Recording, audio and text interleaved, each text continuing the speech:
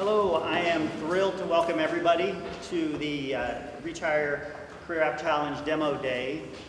This has been a couple years in the making, quite a few years in the making to get to this point, so we appreciate everybody's support and involvement. And we welcome everybody to this very special event, and that includes innovators from across the country in government. Actually, how many folks are here from federal government? Good. And in education, how many educators are there? Great. And as well as representatives from the tech industry? A few of them? Great. And then, of course, all the finalists. Appreciate all the work that you put into it. So we're all excited to be part of an Open Innovation Prize competition, this Open Innovation Prize competition at the Department of Ed. This represents a new way of doing business for the department, and we're really looking for the models that emerge from this to set the stage for a lot of future development. So to tell us a little bit more about the App Challenge is Sarah Hollaback. Sarah is the CEO of Luminary Labs, who you all have been connected to in preparing for this challenge. Over to you, Sarah. Thank you. So we are so very delighted to welcome you here today for the latest challenge in the Ed Prizes series. Ed Prizes is a series of prize competitions, which you're all familiar with now, designed to strengthen the competitiveness of the American workforce. And today we are here to talk about the Reach Higher App Challenge, which was announced in October of 2015 by First Lady Michelle Obama, who called upon designers and developers and data mavens to come together and to provide a mobile solution, create a concept for a simple solution that would allow students to learn more about career and technical education as they select a career pathway. And so to tell you a little bit more about the challenge, we're going to go through the timeline. Following an open call for submissions in October, developers and designers submitted their solutions. A first round of panelists selected 5 teams. Each received $25,000 and entered into a virtual accelerator period where they spent the last 2 months iterating on their solutions. They are not here today for demo day, right? A little nervous? Just a little bit? No. Okay. And then following demo day, we will have a winner announcement. And obviously I have to mention the prize, which is $100,000. It's always nice to say that, right? So at this point, I'd like to thank the judges. The final selection judges who selected the 5 that are in front of you today are up here as follows, as well as the jury in front of you who will be selecting the winner. And they are Artie Dupella, National Louis University. Do you want to hello, thank you. Gail Halesley, Ford Motor Company. Arun Kapoor, Corey Nottestein, Colorado Springs School District. Sorry, Arun's the VC. Didn't right. And Daniel Weissner. And thank you for sitting in the order. That makes it so much easier. And so without further ado, I know what you're really here to hear is you're here to hear from these 5 teams, these finalists who've been very, very hard at work. And so I would like to thank them as well for their time. I think we should just give it up for them.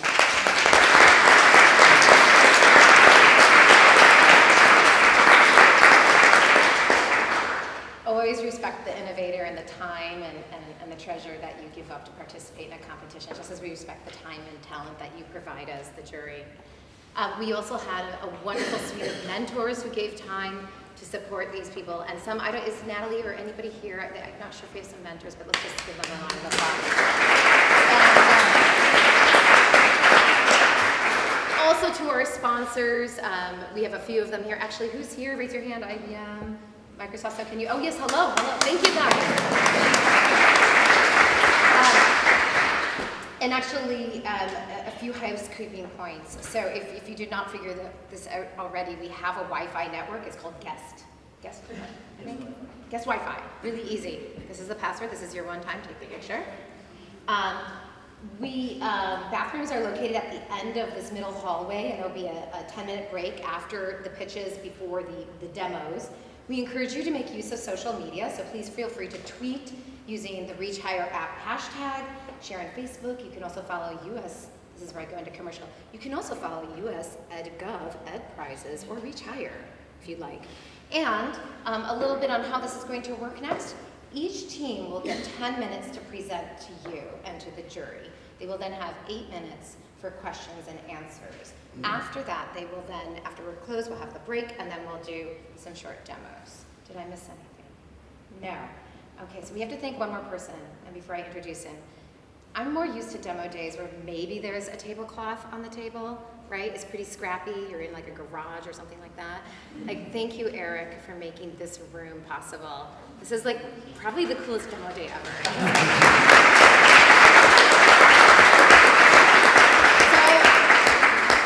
And of course, for making the challenge, the Reach Higher app challenge. So Eric Waldo, Executive Director of the First Lady's Reach Higher initiative, is here to tell us a little bit more about why we're actually all here.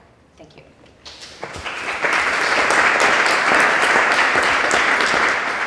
Thank you so much, Sarah, and thank you to everyone who's here today and all the hard work you've done to get here, to bring us here to this illustrious room. I assumed that all demo days were at fancy places like the Indian treaty room, so it's a great shock to me that that's not the case. So when the First Lady took this on, when she really launched Reach Higher, I'll just give you 2 quick minutes. Her goal is really the president's goal, and the president set this out in 2009, which is a generation ago, the United States led the world in terms of post-secondary completion.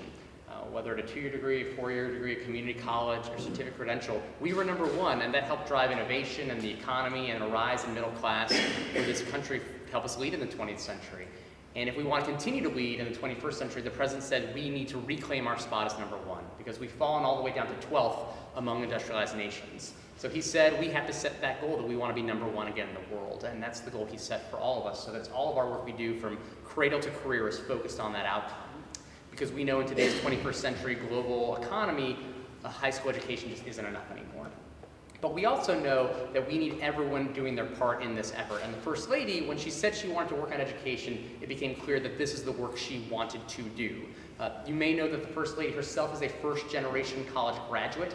Neither of her parents went to college, but she talks about the difference it made for her to go to school and to see what was possible, to really expand her horizons. So we at Reach Higher spend our time talking to young people. I tell people you can think of the First Lady as the school counselor-in-chief for the entire country. So as school counselor-in-chief, we're talking about the paths that young people need to take to get to and through some sort of post-secondary experience. But we also know that in today's world, we need more help to reach young people where they are. And frankly, digital platforms reaching young people where they are on their mobile devices is one of the best ways we can do to help scale innovation, scale success, and make it so that that path to success isn't simply whether you have access to that one adult in your life who's helping you get there, but how can you democratize those opportunities. So I again want to thank each and every one of you for what you're doing to make more opportunity available for young people through this Reach Higher Career App Challenge and through the apps you've developed and seeded for innovation. So with that, I know we're going to hear from Megan and others, but thank you so much. This is really incredible. I'm excited to see what we have today.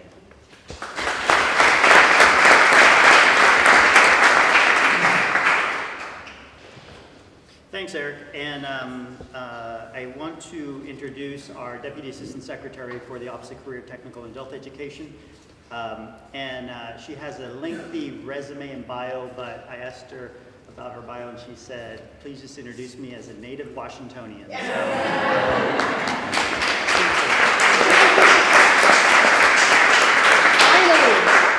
I'm telling you, everywhere I go, I'm sitting there and I'm bored. I'm like, please, just native Washingtonian.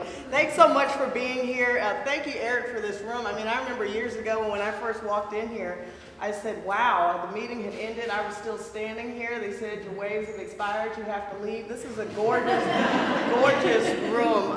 And, you know, I hope that for anyone who this is their first time here, that you really take a moment to let it sink in. So as a former community college dean, I understand how critically important it is to have stellar career counseling, okay? This is the only way that students are going to aspire to and get to and through whatever career path they choose.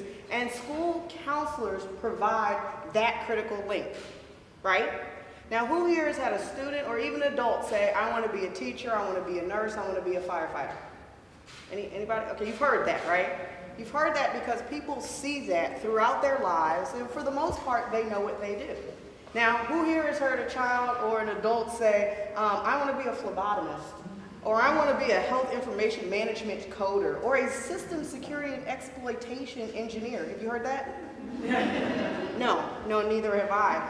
You don't typically hear that because students don't know about those careers, they haven't heard about them, and they have so much amazing growth opportunities. But what they also have are requirements. Requirements for post-secondary credentials, requirements for specialized education, specialized experience. The people who are supposed to know about these careers and their requirements are the school counselors. They are the school counselors. But unfortunately, we have such great need in our schools for career counselors. Did you know that 1 in every 5 schools in America doesn't even have one career counselor? 1 in 5. And in 2013, the national average of student-to-school counselor ratio, 482 to 1. 482 to 1, with peaks in the state of Arizona at 880 to 1 and 826 to 1 in the state of California. Now, how is a student getting good career guidance if at best they've got 481 other people meeting with this individual? That means that school counselors are having very, very little time with students. They may touch them just a couple of minutes annually. And this is when students are making critical decisions about their futures.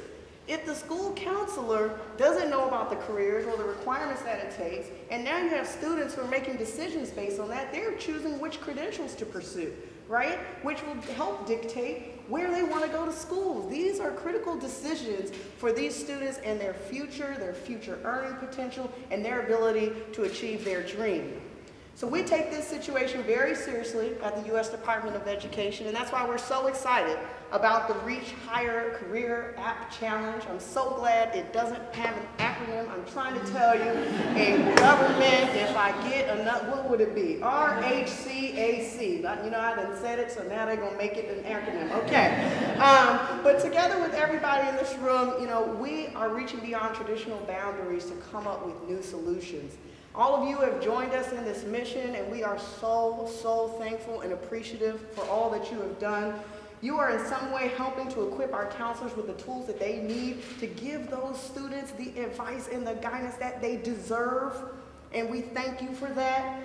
And the solutions you'll see today not only represent new ways for students to engage in their career counseling, which is awesome, right? But it's also giving those career counselors the tools that they need, so even if we still have this problem of 482 to 1, that maybe they can be more efficient with their time and still give better advice and good advice to those students. So again, on behalf of the U.S. Department of Education, we say thank you. We thank you to all the sponsors. I'd like to thank all the finalists who are here and wish you guys all the best of luck. Give yourselves a round of applause for doing everything that you're doing and touching the lives of America's students. Now,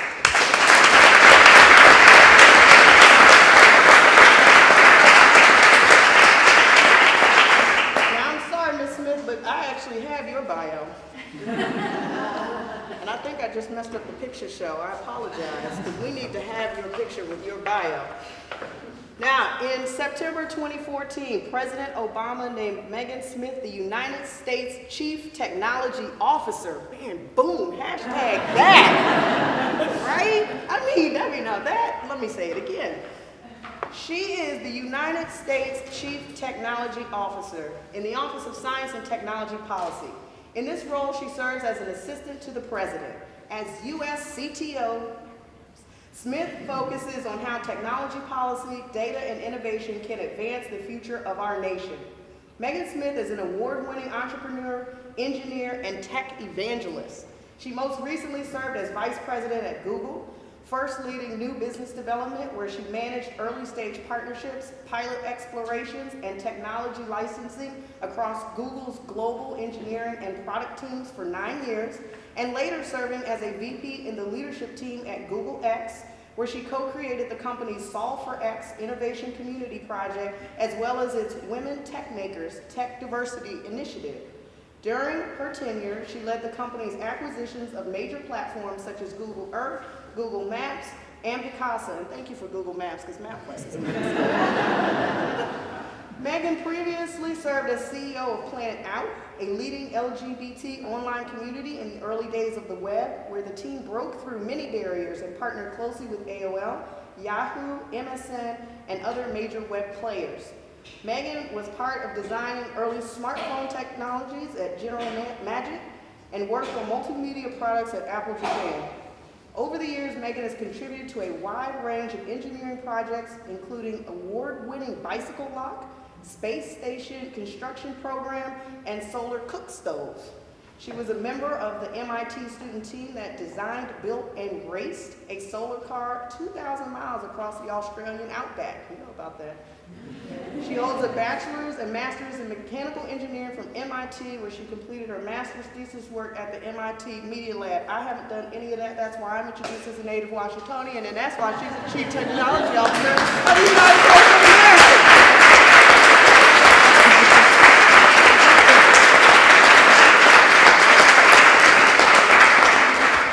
It is awesome to be with all of you guys. I love entrepreneurs and people who solve problems, and that's what these teams are. The president and the first lady are, they have an extraordinary ability to think as almost community organizers at a whole other level, and really bringing people together to solve our greatest challenges, is one of those methods. And what we're doing today is one of my favorite things, where we're looking at kind of approaching things in an all-hands-on-deck methodology, where we're getting the best of what we, the federal government, might be able to bring, what our incredible innovators might be able to bring, what the mentors and judges and colleagues, funders, teammates, and really coming together. And a lot of times the solutions in the world kind of hide in plain sight. And if we can think in our most American of ways, kind of in a barn-raising kind of way, we really can move faster when we get everyone involved. My own personal experience with this area, we just had a reunion of my school that was started by a group of very entrepreneurial folks in Buffalo, New York. Inner city school, no money, great passion. And they were talking a little bit about what they did and how they did the work they did, but they were always getting us involved and hands-on. And in terms of school counseling, we had great folks who maybe didn't always know, but they would reach out. I remember our guidance counselor at one point, I ended up in science and technology because we had mandatory science fair.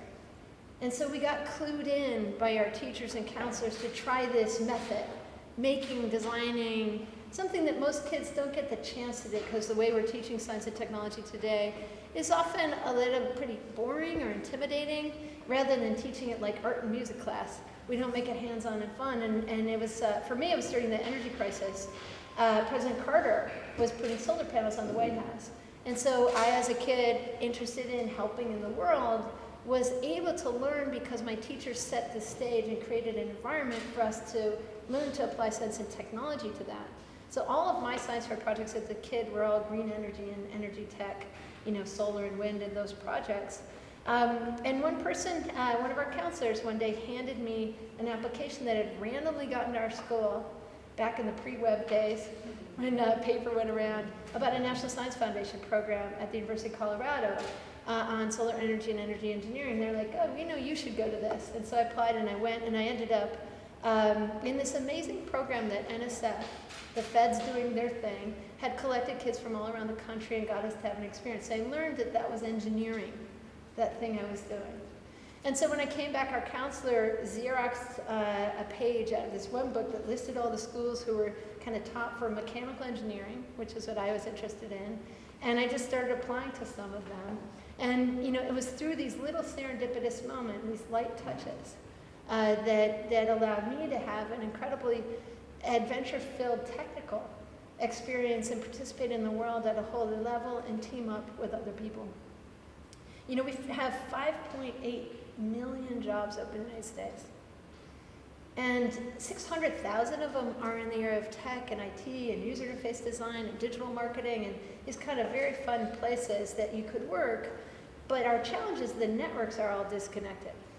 So we have Americans who are quite qualified for these programs in their passion and their talent, but they didn't know to go connect to those. and other people where the network is so connected that everybody's stealing each other. You know, so the same people are recycling around and hyper-employed, and then the other people aren't even in the loop, and all the talent is equal. And so what is it that we can do to use each other?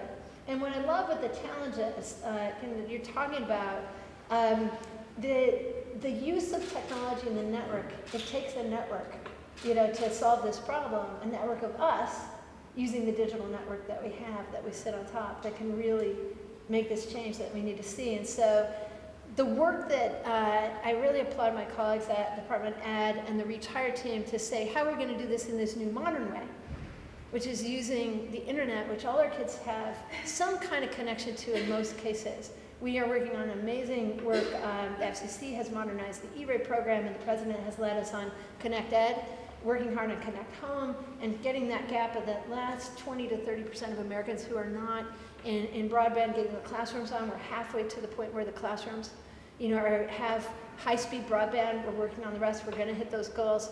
And it's through that network collaboration that the plumbing layer is coming for all of us. And so now, how do we use all the amazing things that you guys have invented and are starting to sort of create the path for that will help us? It really matters a lot. It matters on so many levels. It matters around our country's competitiveness. We are one of the most incredible countries because we have everyone from everywhere. Whether someone came across the ice bridge or they're getting off a plane today and joining this country, we have the diversity of talent. And Intel just put out a report 2 weeks ago, and we had them at the Global Entrepreneurship Summit. We will add $470 to $570 billion to the U.S. economy if we can diversify tech and get the talent in. So we need our young people to come participate, and we want them to have the kind of extraordinary career where they will bring it. We have a lot of problems in the world and a lot of challenges. And whatever the passion, you know, people do things. Things don't magically get solved. People do them. And sometimes our media reports the one person. We have a challenge. I came from Silicon Valley that we sometimes celebrate just that one founder. But really, it's a team that does it. And the teams are quite diverse if you actually look into them. And so making sure the role models are there for these kids and that they can see that all people do these jobs, and they have. And so really applaud you guys for stepping up in this new modern way as our colleagues to use open innovation and apps challenges for that. I think all 5 of you are awesome winners, as everyone in the room feels, you know.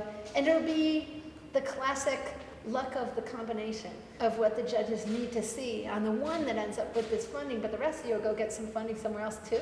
At least I hope you do. and that'll happen.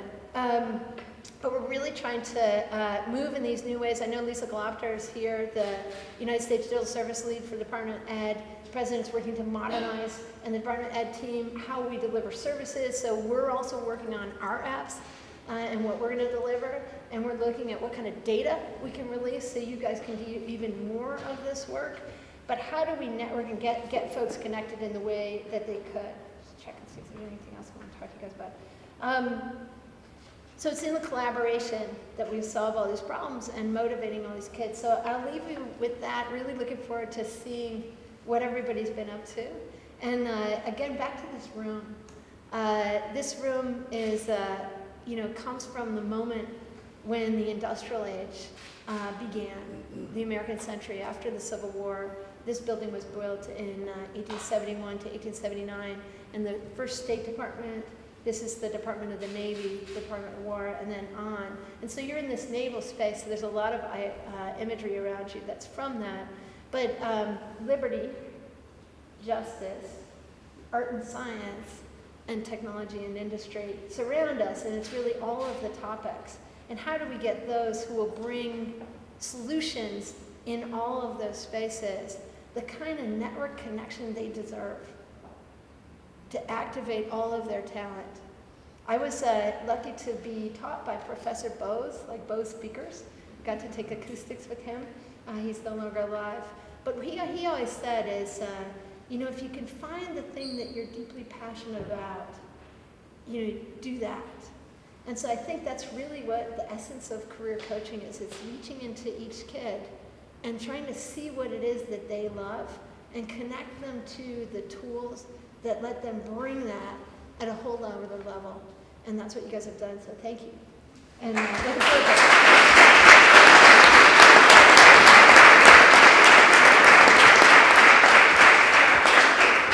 Thanks, Megan, and it's always great to have you join us. Before we turn to our presentations, just a couple of things to catch up on.